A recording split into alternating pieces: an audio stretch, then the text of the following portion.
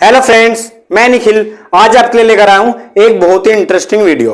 तो फ्रेंड्स, अभी कुछ ही टाइम पहले एसएससी सीएचएसएल 2021 का रिजल्ट आया था, तो उस लिस्ट में मेरा भी नाम था। और उसके बाद एसएससी सीजीएल 2022 का रिजल्ट आया था, तो उस लिस्ट में भी मेरा नाम था। तो फ्रेंड्स, हमारे चैनल पे कुछ स्टूडेंट ऐसे भी हैं 12वीं से नीचे के हैं, या 12वीं में हैं, या बीए फर्स्ट ईयर में, या बीएससी फर्स्ट ईयर, मतलब कि फर्स्ट ईयर सेकेंड ईयर में भी हैं।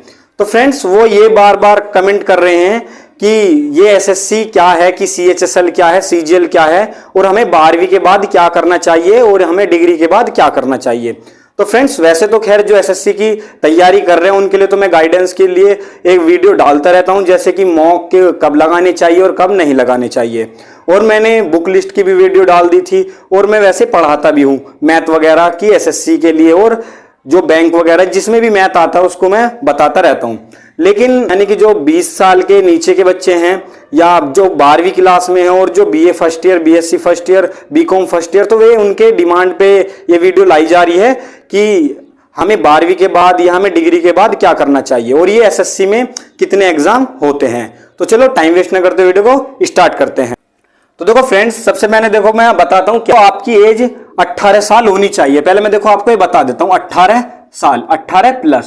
तो देखो फ्रेंड्स, बहुत गर्मी है और मैं आज ये वीडियो बना रहा हूं इसलिए कि देखो आपको कुछ नया पता चल जाए। तो फ्रेंड देखो कितनी गर्मी है, देखो लग रहा भी होगा, और मैंने पंखा भी नहीं चला रखा, कारण कि वरना तो आवाज ब्लर होगी। तो देखो काफी मेहनत से मैं वीडियो बना रहा हूं। तो देखो ये क्या है कि आपकी देखो 18 साल होनी चाहिए। मैं इसमें देखो सब कुछ इतना क्लियर वे में बताऊंगा कि आपको सब कुछ समझ में आएगा।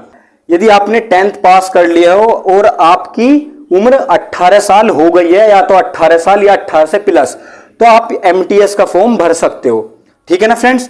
और आप यदि आपने 10th कर ली है और आप फिजिकल एक्टिविटी में अच्छे हो, जैसे कि भागने में, और जैसे भागने में हुए, और लंबी कूद वगैरह में, जो भी है मतलब कि फिजिकल वगैरह में, तो फिर आप उसमें क्या करेंगे, आप उसके लिए जीडी का देखो एग्जाम आता है। किसका? जीडी का। तो आप उसको फिल कर सकते हो। तो मैंने क्या बताया, यदि आपने 10वीं पास कर ली है और 18 साल प्लस यानी कि आपकी एज हो गई है, तो आप देखो 2 एग्जाम को फिल कर सकते हो। कौन कौन सा? एमटीएस और जीडी। तो यानी कि यदि आपने 10वीं पास कर लिया तो आपके लिए भी नौकरी का ऑप्शन है। अब देखो और क्या है, यदि आपने 12वीं पास कर ली है, देखो ये 12वीं पास, और देखो जब कभी आप एग्जाम भरोगे ना, तो देखो वहां पे क्या लिखा हुआ आता है, वहां पे ना 10+2 लिखा हुआ आता है। क्या लिखा हुआ आता है? 10+2।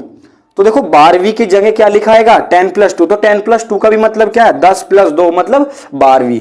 ठीक है ना। यदि आपने 12वीं पास कर ली है और आपकी उम्र कितनी है? 18 प्लस, तो आप एग्जाम भर सकते हो सीएचएसएल। कौन सा फ्रेंड्स? सीएचएसएल। तो देखो फ्रेंड्स, मैंने अभी क्या बताया, यदि आपकी 10वीं क्लास पूरी हो गई है तो आप एमटीएस का फॉर्म भर सकते हो, जीडी का फॉर्म भर सकते हो। कब? जब आपकी फिजिकल स्ट्रेंथ अच्छी हो। तो फिजिकल के लिए ये और नॉन फिजिकल के लिए ये।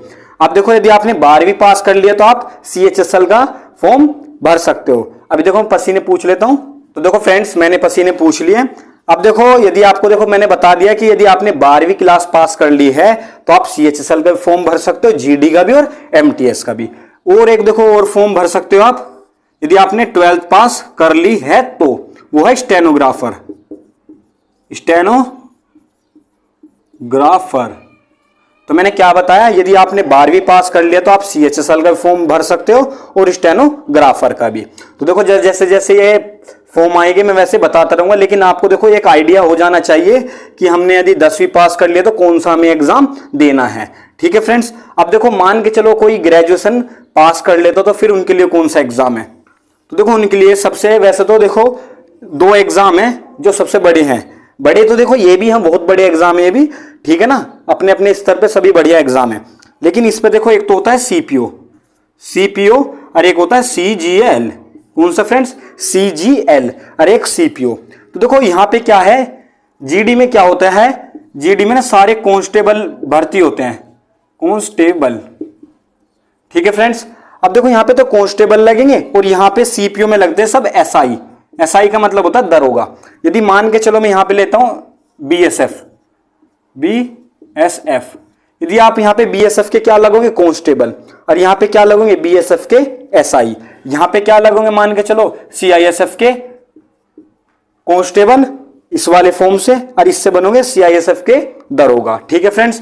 यदि मान के चलो एक यहां पे लिखता हूं मैं ITBP, ठीक है फ्रेंड्स, ITBP के आप क्या बनोगे, यदि यहां पे कांस्टेबल बनोगे GD से तो ITBP के इसमें क्या बनोगे, CPO में दरोगा। तो यानी कि आपको पता चल गया होगा GD से तो हम कांस्टेबल लगते हैं और CPO से हम SI का मतलब होता है सब इंस्पेक्टर, ठीक है फ्रेंड्स। अब देखो CGL क्या है, SSC का जो सबसे बड़ा एग्जाम है वो है CGL।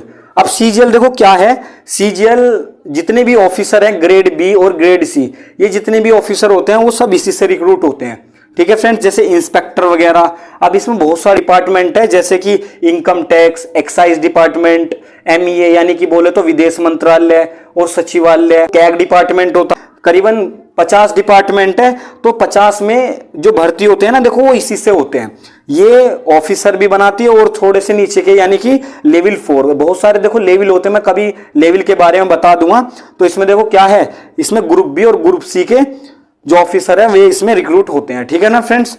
अब देखो मैंने क्या बताया, यदि आपने 10th पास कर ली है तो आपको कौन सा फॉर्म भरना है, MTS, कब, जब आपकी 18 उम्र हो गई हो। अब देखो यदि आपने 10th पास कर ली है तो एक और एग्जाम है वो है GD का, इसमें देखो आपकी फिजिकल स्ट्रेंथ देखी जाती है, ठीक है ना फ्रेंड्स, फिजिकल स्ट्रेंथ, जैसे कि मान के चलो आपकी 170 हाइट होनी चाहिए, ठीक है ना। अब देखो यदि आपने 12th पास कर लिया तो आप CHSL दे सकते हो और स्टेनोग्राफर भी दे सकते हो। यदि आपने ग्रेजुएशन कर लिया है, ग्रेजुएशन यदि आपने ग्रेजुएशन कर लिया तो आप CPO को भी फिल कर सकते हो और CGL को भी। तो एक और मैं बताता हूं, एक और फॉर्म है, उस फॉर्म का नाम है, ये देखो क्या है, ये 10वीं से भी आता है। वैसे देखो एक होता है सिलेक्शन फेज,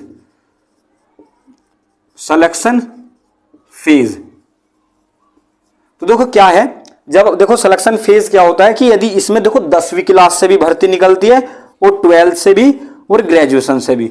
तो यानी कि जब कभी भी सिलेक्शन फेज का फॉर्म आता है तो आप ये समझ लेना कि 10वीं वाला बच्चा भी इसमें फॉर्म भरेगा, 12वीं वाला भी भरेगा और ग्रेजुएशन वाला भी भरेगा। तो यदि आप मेरे से पूछना चाहे कि मैंने कौन कौन से इसमें एग्जाम दे रखे हैं, तो देखो मैंने MTS नहीं दिया, GD दे रखा है, CHSL दे रखा है और ये स्टेनोग्राफर भी नहीं दिया, मैंने CPO भी दिया है, CGL भी दिया और सिलेक्शन फेज भी दिया है। यदि आप मेरे से पूछना चाहे कि मैंने कौन कौन से क्लियर करे हैं, मैंने GD भी क्लियर किया, CHSL भी क्लियर किया और CPO भी और CGL भी, और सिलेक्शन फेज मेरा क्लियर नहीं हुआ था, ये नहीं हुआ था क्योंकि ये मैंने सबसे स्टार्टिंग में दिया था, तो जिसके कारण मेरा ये नहीं हो पाया था, मेरा ये नहीं हुआ और मैंने ये वाला और ये वाला दिया ही नहीं एग्जाम।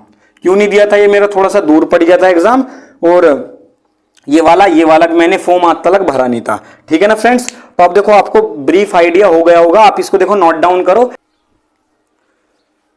तो देखो फ्रेंड्स, वैसे तो खैर वीडियो की डिमांड यहां तक ही की गई थी, SSC तक ही, लेकिन मैं इसमें थोड़ा सा और ऐड कर देता हूं जिससे कि कुछ बच्चों की क्वेरी सारी खत्म हो जाए। देखो कुछ बच्चे ये भी बोलते हैं आने वाले टाइम में बोलेंगे कि हमें बैंक में जाना है, तो बैंक के लिए देखो कौन से एग्जाम है, तो देखो मैं इसमें सभी कुछ कवर कर देता हूं कि जिससे कि आगे किसी को समस्या ना आए।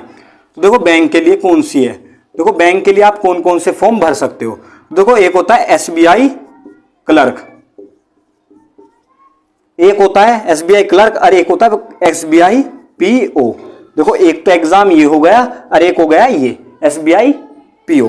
एक होता है IBPS क्लर्क और एक क्या होगा, मैं इसको अलग लिख देता हूं कभी आपको ऊपर वाला ना समझ में आया, IBPS PO, यानी कि SBI क्लर्क और SBI PO, दो तो ये हो गए, एक IBPS क्लर्क, IBPS PO।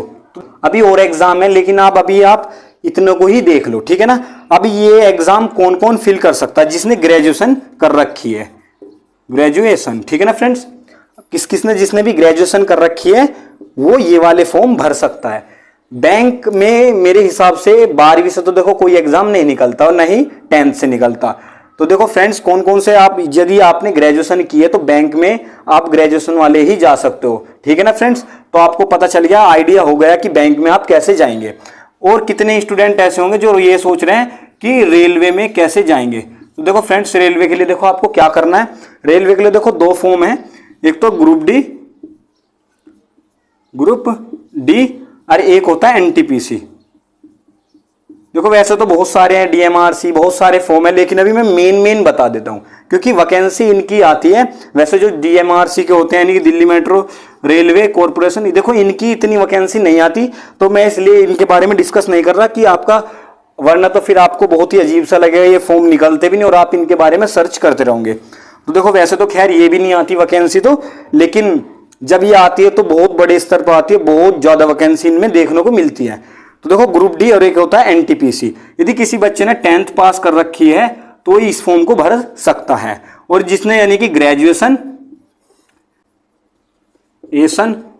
और 12वीं, वो इस फॉर्म को भर सकता है। इसमें देखो काफी लेवल होते हैं, लेवल 3, लेवल 4, लेवल 2 और लेवल 5, ऐसे बहुत सारे लेवल होते हैं। तो उसके हिसाब से ये फॉर्म फिल होते हैं, यानी कि 12वीं वाले अपने हिसाब के फॉर्म भरेंगे और ग्रेजुएशन वाले अपने हिसाब से। तो देखो स्टेशन मास्टर जो होता है ना, स्टेशन मास्टर, वो इसी से निकलती है। तो फ्रेंड देखो मैंने आपको आइडिया दे दिया है क्या क्या है, तो देखो इसका स्क्रीनशॉट ले लो। तो देखो फ्रेंड्स मैंने क्या बताया, मैंने एसएससी के बारे में बताया कि एसएससी से कौन कौन से एग्जाम निकलते हैं। एसएससी एक कमीशन है, सी मतलब कमीशन, यानी कि स्टाफ सिलेक्शन कमीशन। तो फ्रेंड्स ये क्या है, ये कमीशन है और ये बहुत सारे एग्जाम कंडक्ट कराती है। वैसे तो दिल्ली पुलिस भी कराती है, सारे के सारे जो दिल्ली के एग्जाम है वो भी एसएससी ही कराती है। जैसा अभी एडब्ल्यू हुआ है, एचसीएम हुआ है, तो वैसे तो देखो बहुत सारे एग्जाम है, लेकिन मैंने मोटा मोटी बता दिया है जिससे कि क्या है आपको आइडिया हो जाए। तो मैंने एसएससी से कितने बताए, एमटीएस बताया है, जीडी बताया है, सीएचएसएल बताया है, स्टेनोग्राफर बताया है, सीपीओ और कौन सा, सीजीएल। यस। तो फ्रेंड्स देखो काफी गर्मी हो रही है बहुत, देखो मुझे पसीने भी आ रहे हैं। तो फ्रेंड्स बहुत ज्यादा गर्मी, लेकिन डिमांड आप लोगों की देखो इतनी थी कि मैं ये वीडियो बस बार बार सोच रहा था कि मैं कब बनाऊं, तो इसलिए आज ये वक्त आ ही गया बनाने का। तो फ्रेंड्स यदि वीडियो अच्छी लगी हो तो इसको लाइक करना, देखो मेहनत कर रहा हूं तो इसको लाइक तो डेफिनेटली कर ही देना। और यदि आपके दोस्त वगैरह हो जिनको इस चीज के बारे में नहीं पता हो तो उसको शेयर कर देना। तो आज के लिए बस इतना ही। Thank you for watching this video.